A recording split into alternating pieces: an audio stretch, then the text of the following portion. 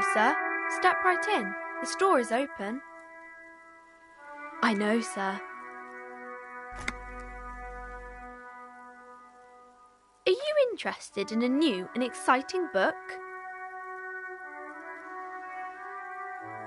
It's a bookstore, sir. We sell books, postcards, and some board games. It's called Crime, Romance, and Biographies of Famous People.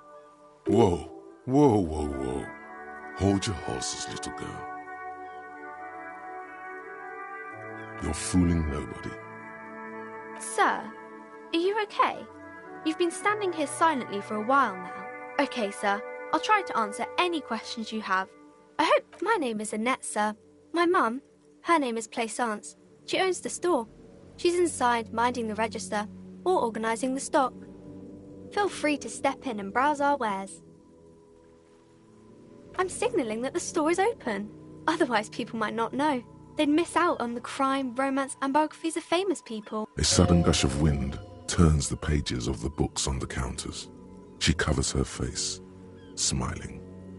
But she's cold. Kind of you to offer, sir. What could you do to help her anyway?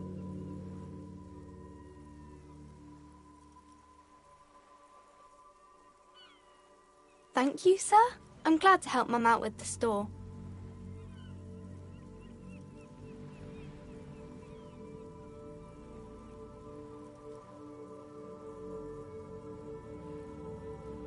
I do my studies at home at the moment. I have to help Mum keep this place running. Mum says it's necessary to do both because it builds character. Mum says a proper worker is dutiful. That's how you get ahead in life. You succeed. Mum says it's peachy. She was a little afraid at first. There's talk about this house being cursed. Behind her, the window has been boarded up.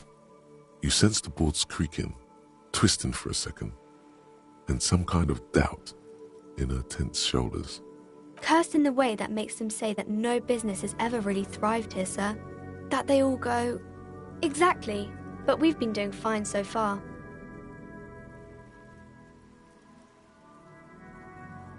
Yes, please do also look at our wares inside. The postcards and board games are there, sir. Nothing really, sir. Mum doesn't allow me to sneak around in the back rooms or the cellar. I don't really know what's there.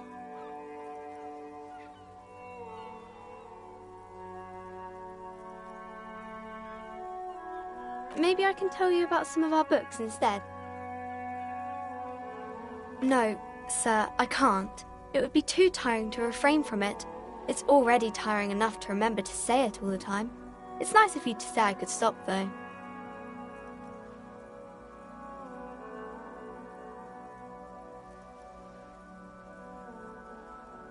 That's a friendly enough face, most of the time.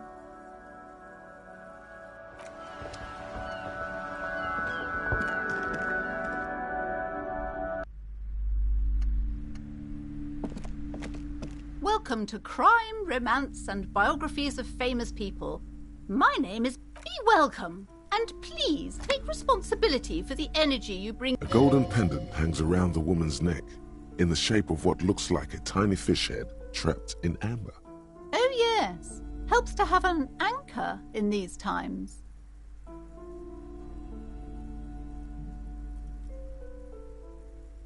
I am the proudest owner of our little shop of culture.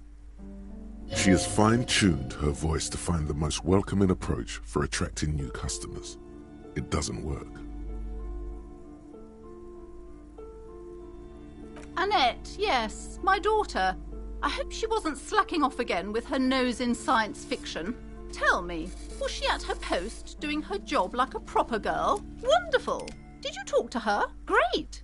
On a scale of 1 to 10, how compelled were you to buy books after talking with her? Her opinion of her daughter depends on how well she lured you into the store. My precious, her dedication brings joy to my heart. If you have children, I hope they turn out as great as my Annette.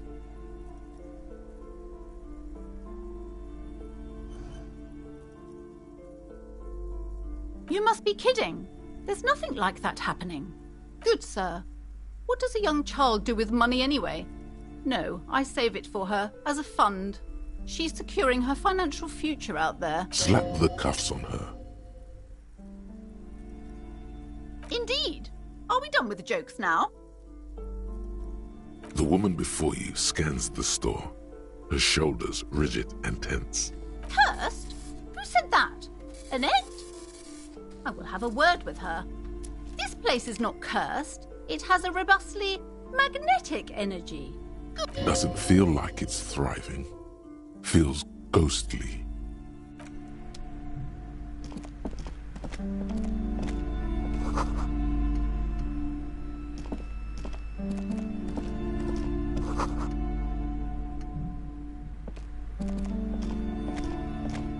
A small mountain of colorful board game boxes. There are numerous types of games for all ages. A lot of shelf space seems to be taken up by Wirral-related merchandise. An endless variety of source books, lore books, and codices litter the table.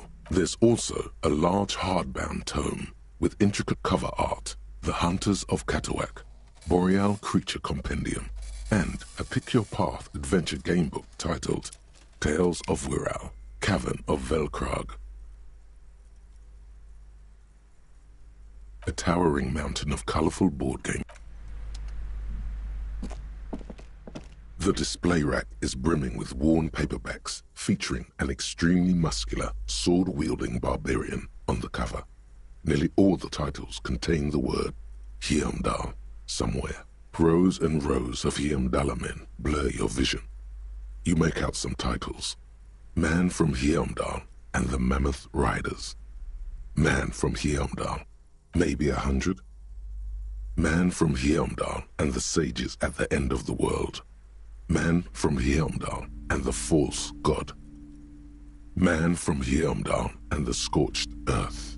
Man from Heimdall, the Heimdall colonies. Man from Heimdall and the Swamp Beast. Man from Heimdall and the Snow Crabs. Those snow crabs are worse than they sound. Not even close. Man from Heimdall in Hell. Man from Heimdall and the Forest of Slaves. A twinge at the back of your head makes you flinch. Your eye starts twitching. Your hand reaches toward a book with glossy cover art of the very muscular Man from Heimdall in chains, kneeling in front of a staircase leading to a throne. A woman sits on the throne. She's laughing at him. Between the throne and the Heimdall man lies a bonfire, casting shadows on the wall. The shadow of the woman's headdress looks. The display rack before you is burdened under piles of Man from Heimdall novels. It is a bestseller for a reason.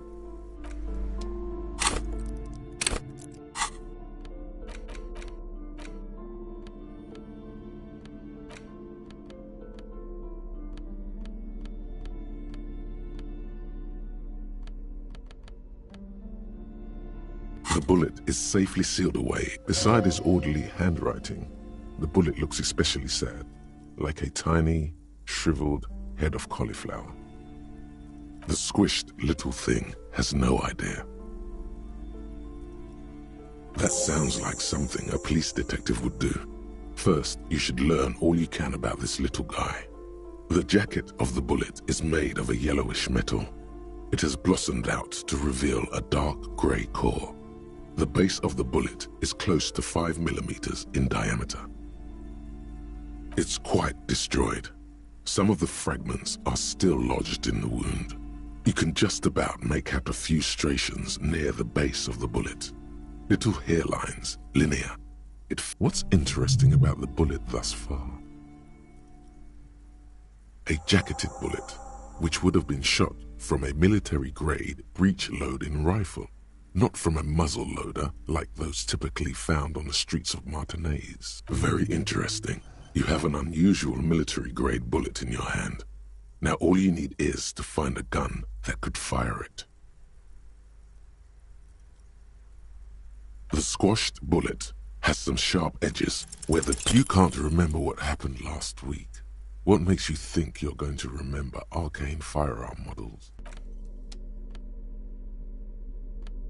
The edges of the pages are worn and smudged. A lot of people have read about the Devil Woman's altercations with the Heimdall Man. You open the book to a random page. Man from Heimdall, wielding his two Zweihanders, is carving through a sea of savages. His visage, his arms whirling like windmills, are soaked with the blood of his enemies. Mangled corpses litter the battlefield. You flip to the copyright page. This book was written in 38. Berserker rage burns in his azure-hued eyes as he brings glory and honor to his long-lost Heimdall tribe. From the village of Heimdall, the ivory giant roars like an ice bear, and the winds of Gatla howl out his name. Man from Heimdall rides on a gilded griffin, his golden mane billowing in the breeze. Both Zweihanders sheathed on his back. He is off to war. Will he conquer his enemies? Will he conquer himself? The steel muscles of Man from Heimdall gleam in the humid jungle air. Yet the man does not sweat. In meditation, his soul drifts in the frigid northlands he calls home. A passage reads, "The man from Heimdall looks up, his eyes blue as the mountain lakes of his homeland. He rarely speaks, but now his voice booms in the darkened throne room. Do not try to sap my masculine essence, wicked temptress. Son of Heimdall, thine spells are no match for purity and strength of will. Brothers of Heimdall, stand above the vices of flesh, for it is weak and corruptible, yet mine is forged in gore and strife." Queen Lydiana just laughs, a sultry and salacious sound, then said, "I have grand plans for you, Man from Heimdall." She gestures her diabolical hand toward an array of potions and unguents. "First, you shall please me. Then lead my armies against the vicious cannibals. Not a muscle moves in the face of the Man from Heimdall. Yet inside, there is turmoil. This goes against all he holds sacrosanct. The edges of the pages are worn and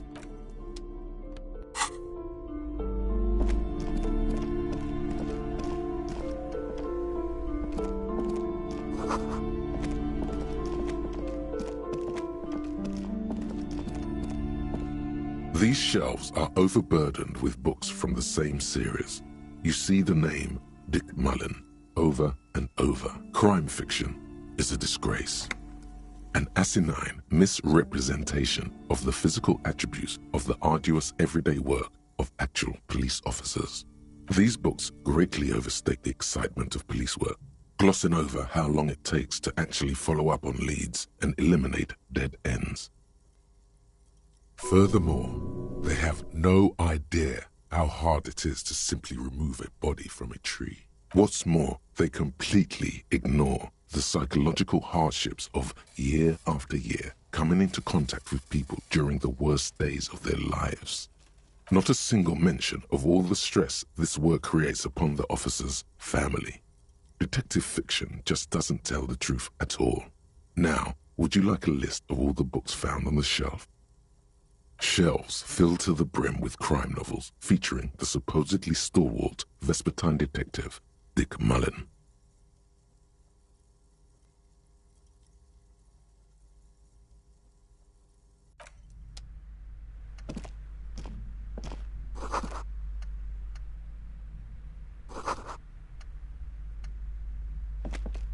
The plaque on the shelf reads, "Biographies of famous people." You see a large variety of names, none of which ring a bell. Browsing through all the books with all their names makes your head spin. Suddenly, a particularly odd title catches your eye. It reads, "High Speed Love, the tragic true love story of Jacob Irv and Alfie Delatraz," by one Cecilia Averbrook. High Speed Love chronicles the romance between two of the finest tip-top tourney racers in history. One of them is the madcap driver, Jacob Irv. Next to Irv's life story, you see a slim biography of an Occidental rock star called the Anti-Star. He's famous for shooting morphine into one of his eyeballs and cocaine into the other. Next to that, Rivasholian radio personality Guillaume Bevy. stands in front of a rundown drug den. He's a permanent fixture on Channel 8, reporting on real-life crime and ruining cops' days. I really must insist you buy one of the books. Reading them is not... She understands she has erred against the customer. I'm sorry, I did not mean to rush you. Several maps have been... The maps look old and faded. Your eye catches a map of Insulinda, a map of Revachol, and a map of Martinez. It's not really a map. It's a tourist thing. A picture postcard with buildings on it, drawn from an isometric perspective. A date in the up. Still, it's detailed. Could be pretty useful for scouting ahead. You see the jagged boxes of an industrial harbor, even the whirling in rags there. The north coast of a verdant island is shattered by the delta of a river. It is the River Esperance.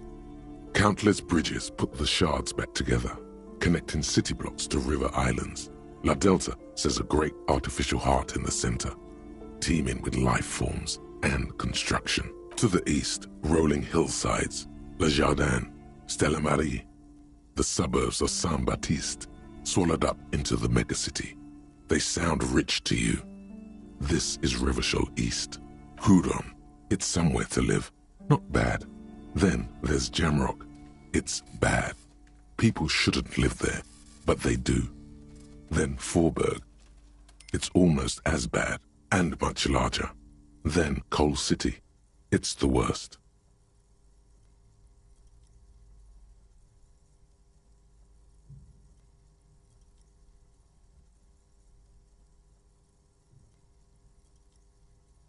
It's so small you can't even see it on the map.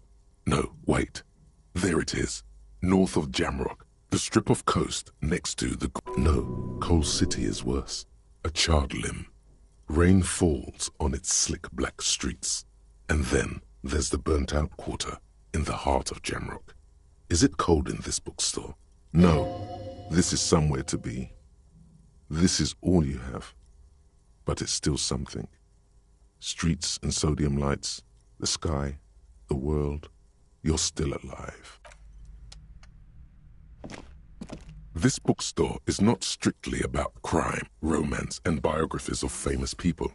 There's also a wide range of paranatural literature. Amidst the various books, you find one written by someone named Matthias. The point of the book, and many others on this shelf, is to give people medicinal advice in situations where they don't have access to paid health services. Various paranatural books still litter the shelf.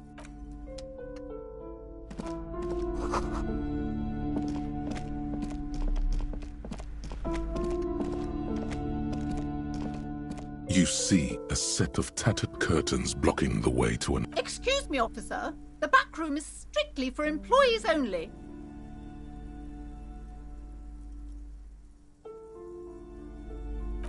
Just as you're about to pull apart the curtains, the petrified voice of the shop owner cries out once more. Sir, don't touch that.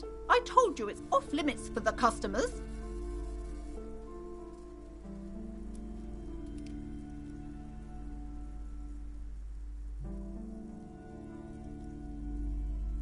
Parapsychologically speaking, we're dumb if you decide to open them. I won't be held responsible for the consequences. She looks away, mumbling. Why is everyone always messing with the curtains? Why can't they just buy books like normal people? You do? My God, even more reasons not to mess with the curtains. Just step away, dear sir. No! Please just talk to me, officer. Come here and let's talk this through before you decide to... Lies. Rip them open, we say. There is something mysterious about the curtains. Be careful. You see a tattered set of curtains and a polyhedron-shaped cage-like trinket. You see a dimly lit room full of dusty furniture and trash. A doorway stands in the back, covered in dozens of scary little cage-like trinkets. I warned you!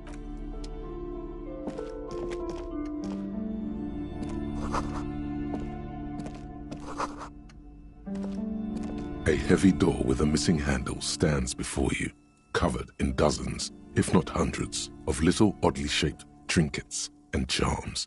It appears to be locked. What if you just break it down?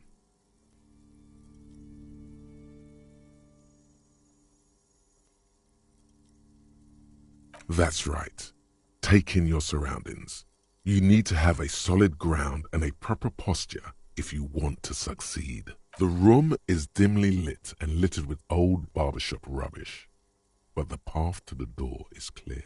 It's made of a solid block of wood, but it has stood there for ages. Only an echo. No one is there.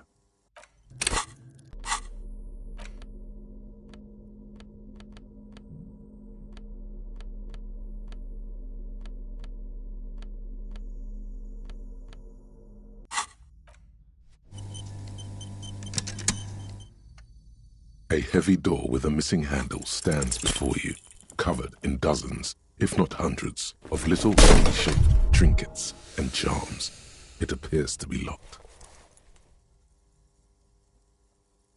Ow!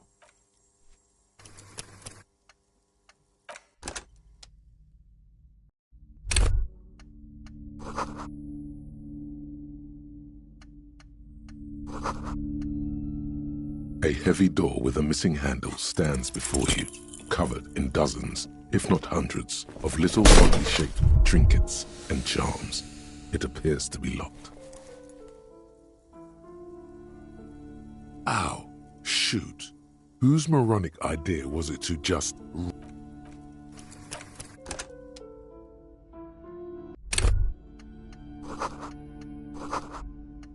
A heavy door with a missing handle stands before you, covered in dozens, if not hundreds, of little oddly shaped trinkets and charms. It appears to be locked. You smash into the wood and see a small crack appear on the doorframe. It's going to take one more try to break through to the other side. But you've done it. What are you doing, officer?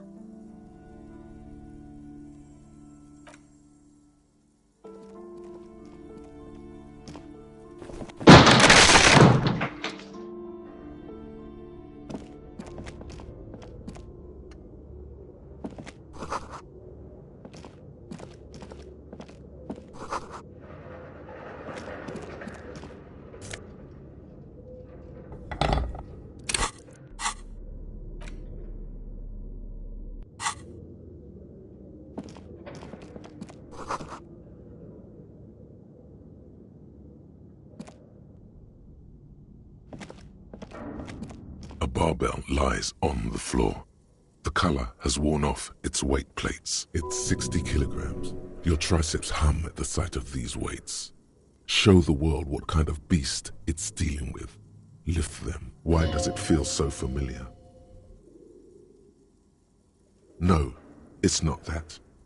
It's the stale smell of rubber, the squeaky sound of sneakers, your bruised knee against the mat, and a whistle. Then the feeling is gone. A memory from another life. When you were young and fit.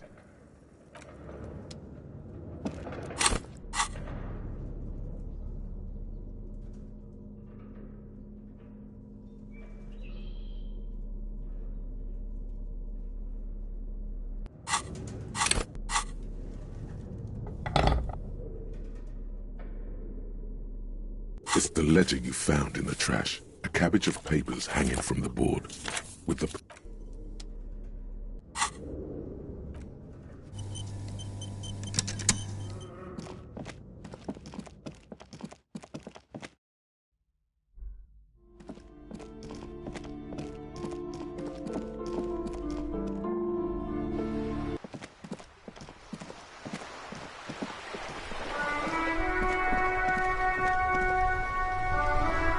We're still waiting for a replacement for the bull you sent sinking.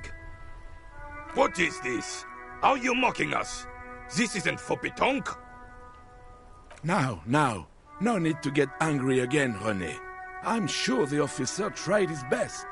It's not like there's a bull kiosk here in Martinez. The best, huh? This isn't even a bull. But fine. I guess you did attempt to right your hooliganism. Consider it forgiven. Ah, yes! King Philip III, on his steed. A reminder of what Revachol once was. Oh, absolutely. At the mercy of a cocaine-snorting tyrant who emptied the treasury so he could sleep on a bed of gold. Cocaine? Cocainum? Sounds like our kind of king. A superpower, feared and respected.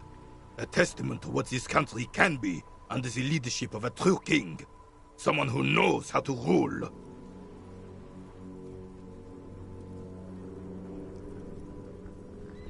Decisively, without fear of offending the sensibilities of the frail and weak-minded among his subjects.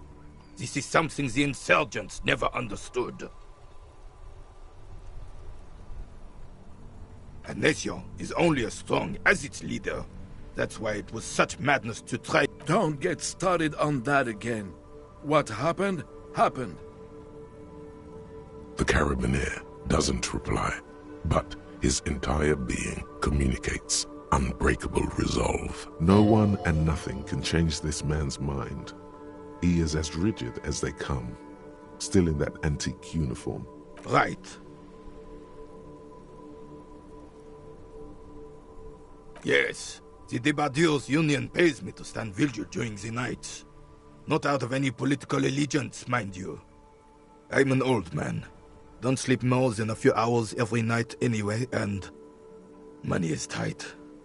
He feels like he has to justify himself for some reason.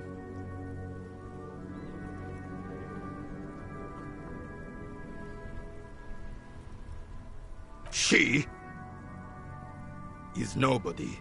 This is none of your concern, and I refuse to discuss my private affairs with the RCM. The lady is Jeanne-Marie Beaulieu, and she sure as hell wasn't a nobody. Yes, it does. Unfortunately, I wasn't working that night. Been on a 2-week leave since last Monday. It's a private matter.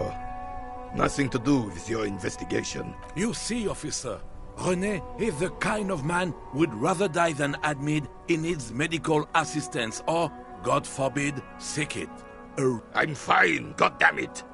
Mind your own business. It's nothing. Just got to cut back on coffee. No one. The bus has been unmanned since last Monday. There's no other guard. It's just me. Yes! It's not actually... Look, officer. The container yard doesn't actually need a guardsman. Never had one before René. Monsieur Claire had that bus built specially for him. It's mostly decorative.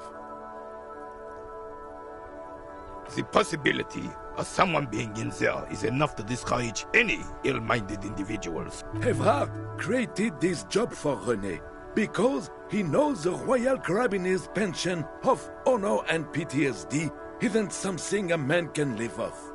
A decorated Kingsman collecting tear reflects bad on the whole neighborhood. His words.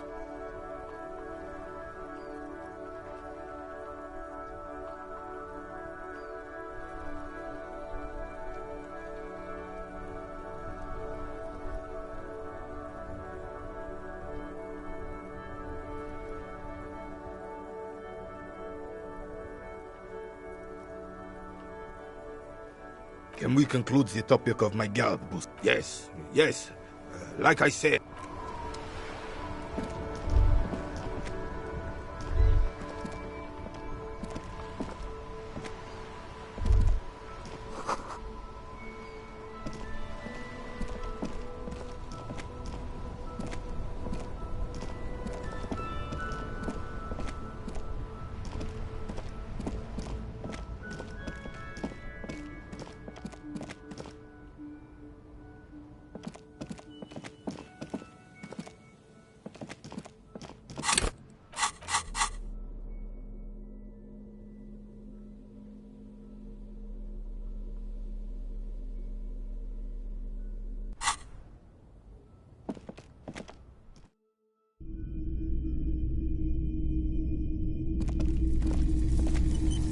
You see rows of toy soldiers guarding the rest of the trinkets displayed on the table. Some on hooks. Everything you pick out seems faded, chipped, and sad somehow. Most of them are just broken toys. The boomboxes wait on the shelves, and you... Hello, hello. Let me know if I can help you with anything. Sure, let me have a look. Anything else you're thinking of selling?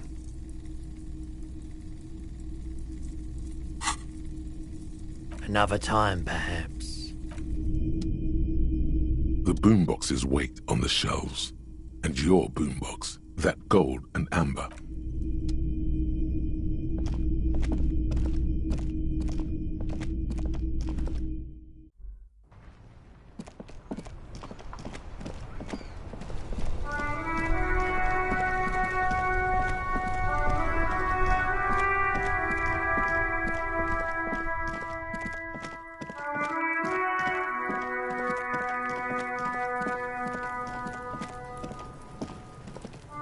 You missed a good show. He fucked the tree up! Fucked it good! It was poor! Shoot that shit at Kuno, Pigonaut.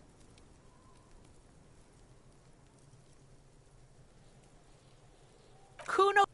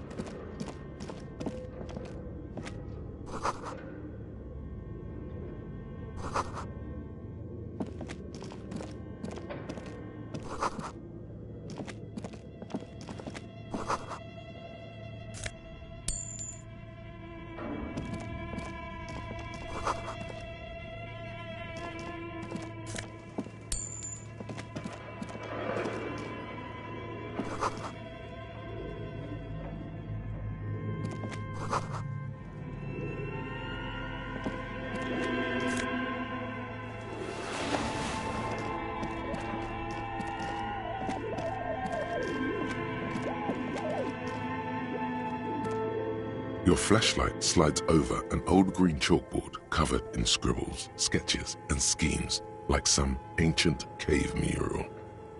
Some of the writing has faded with age, but you can still make out sections here and there.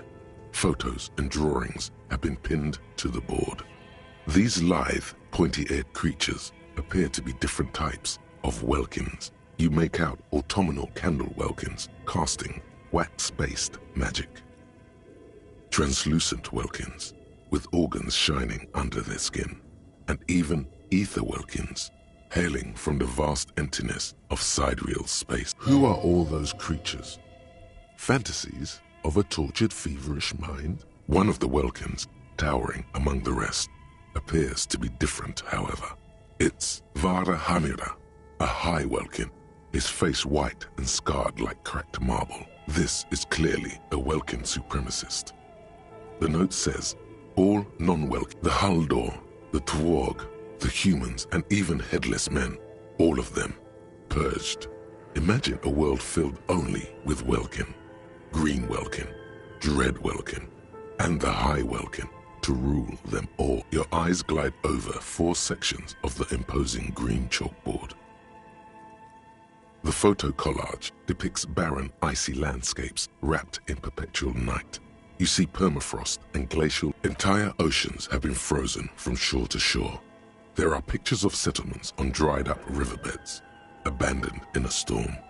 Animal corpses in the dark. Albeit dark and cold, this vision also feels cozy in its own way, like eggnog or morphine, a much-needed respite from our own world. A pinned postcard reads, "The heat death scenario. A desperate fight for geothermal energy engulfs the world as Wirral becomes untethered from its sun, drifting through the universe." This is a monthly calendar from the year 50. Cryptic words like sprint, daily minimi, and GPI span the marker draw. Everyone is constantly teetering on the edge of the abyss, an abyss of production. These squares look orderly, but beneath them is chaos, worry, pain.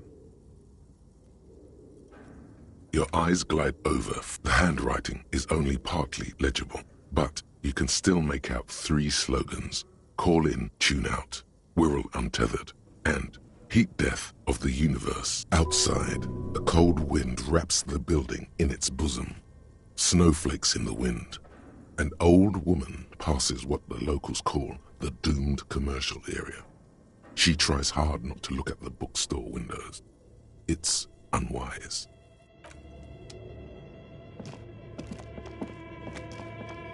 This appears to be some kind of machine with a cube-shaped heart and a wired framework. The keyboard has a rectangular on-off button. A piece of paper still hangs from the printer.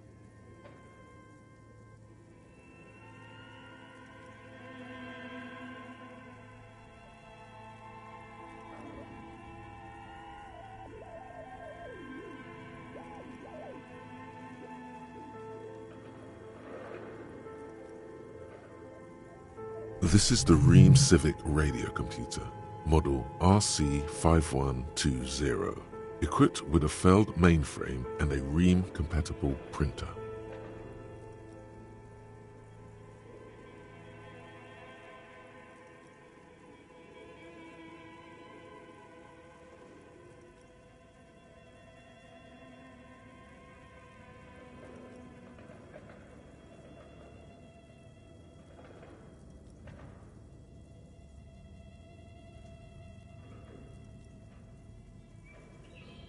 The machine lights up like some prehistoric animal stirring from its slumber, revealing fluorescent play and print keys on the keyboard. The hatch on the machine's central compartment is wide open. It's empty like a beehive without its brood. Some cables have been left dangling, disconnected. The filament you have would fit perfectly inside the compartment. Like a smooth draw, the filament slides into place. On the keyboard, the play key starts blinking. A bar of fabric right above the keyboard starts producing a soft hum. The sound of static seeps through the machine's planar magnetic driver.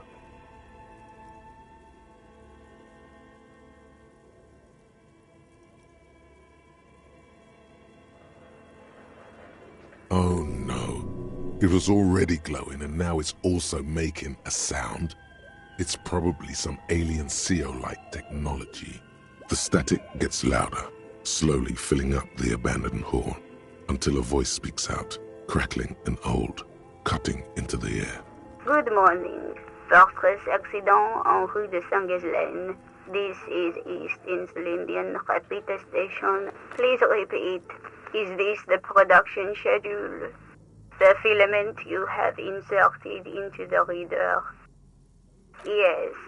Is that the production schedule? Good. Please. You should ask her for a hint.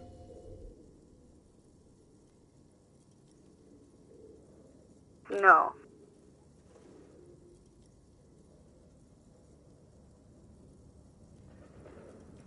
Receive. That sounds bad. A login attempt. Don't worry. Passwords have a way of Fortress accident. Is there anything else I can do for you today? Thank you. Tiles on the cube are still smoldering.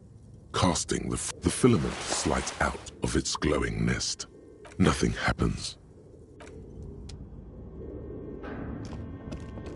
This old fireplace is covered in lines drawn in blue and red marker. the mesh spreading over the stone like blood vessels on alabaster skin. It looks ghostly and strange. A diagram for summoning some time-forgotten being. The symbols seem very esoteric. Radio frequencies, it seems. UKV 123.6, UKV 123.7, UKV 1 unclear. It looks like a cardiovascular system split into veins and capillaries. Very advanced. You think so? The web is comprised of radio stations, all lead back to one red heart, titled the Game Master Frequency. A note says, this one can listen in on any station it wants. Looks like a surveillance program. They must have had massive airwidth. Someone very important, the leader of a massive on-air game built by these people. Whoever decides to call in to a call-in station, it looks like all of this is gone, left unrealized. Nothing, it's just lines on marble, an echo from times long gone. No one has used the fireplace in ages.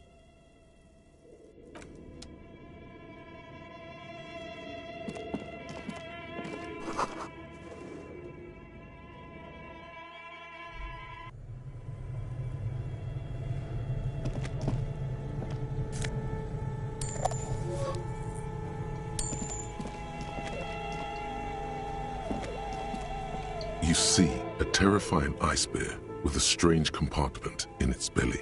The door is covered in frost and the bear's eyes are glowing red.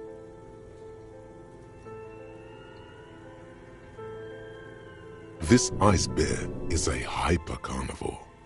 Be careful. A gust of freezing cold air rushes to greet you.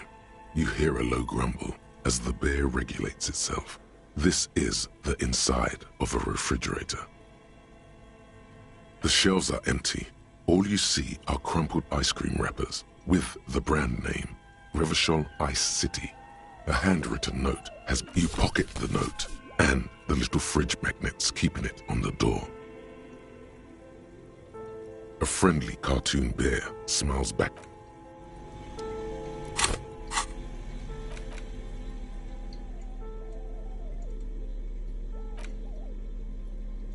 The note is written with a blue pencil on a piece of lined office paper. The kid someone has scribbled, S. I can't believe the off-site copy is still here. The illiterate ginger kid keeps stealing stuff from the studio, so I had to hide it somewhere safe.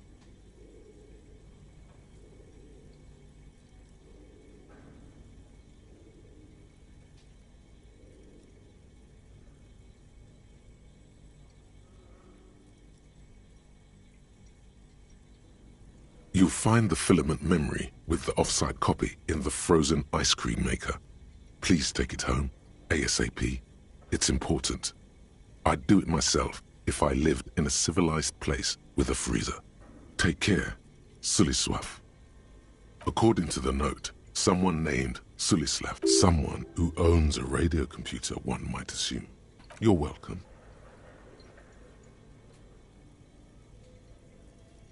The note does not specify. Are you serious?